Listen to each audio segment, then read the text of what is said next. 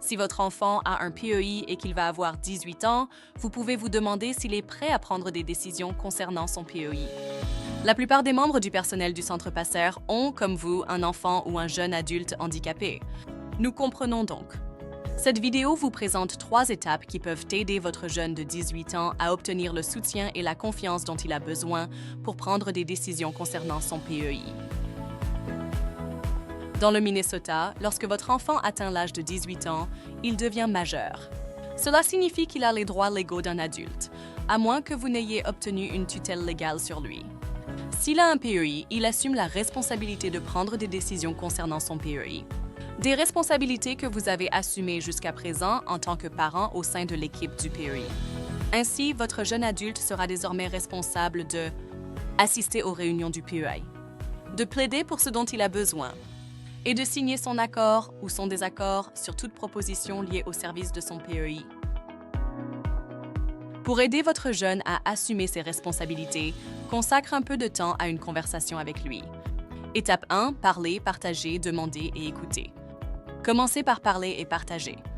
Commencez par l'assurer qu'il peut bénéficier d'un soutien pour prendre des décisions concernant son PEI. Partagez ensuite vos expériences sur la façon dont vous avez appris à prendre des décisions. Pensez à ces amorces de conversation.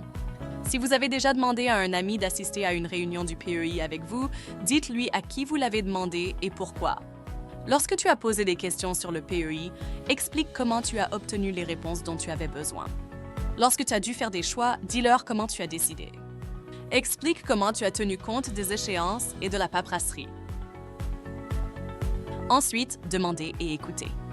Demandez à votre jeune adulte s'il souhaite être aidé à prendre des décisions concernant son PEI. Demandez-lui s'il s'inquiète de la façon dont son handicap pourrait affecter cette nouvelle responsabilité. Ensuite, écoutez. Il pourrait dire « Le fait de traiter beaucoup d'informations nouvelles déclenche mon anxiété. Comment puis-je prendre la bonne décision? Avec mon TDAH, j'ai peur d'avoir du mal à me concentrer sur toutes les discussions lors des réunions.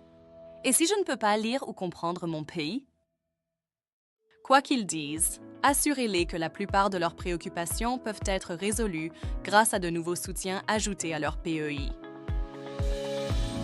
Étape 2.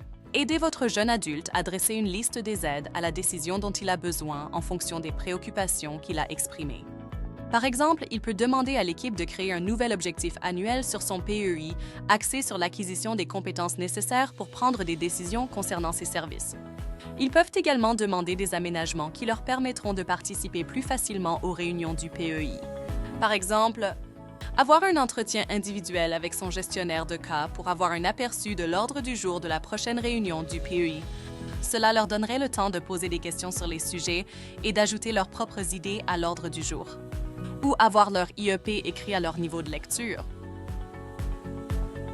Étape 3. Aidez votre jeune adulte à demander une réunion du PEI pour que sa liste d'aide à la décision soit ajoutée à son PEI. Expliquez-lui qu'il a le droit de vous inviter en tant que personne de confiance.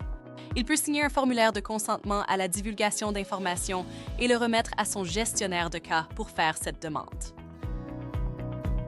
Passons en revue les différentes étapes. Étape 1. Parler, partager, demander et écouter. Étape 2. Aidez votre jeune adulte à dresser une liste des aides à la décision dont il a besoin. Étape 3. Aidez-le à demander une réunion de l'équipe du PEI pour ajouter ses soutiens à son PEI. Si vous avez d'autres questions sur la façon d'aider votre jeune adulte ou sur votre rôle ou vos droits en tant que parent, contactez le Centre Passer. Vous pouvez nous joindre en ligne ou nous appeler et demander à être rappelé par un parent défenseur. Aidez votre jeune adulte à devenir un défenseur confiant. Vous pouvez le faire.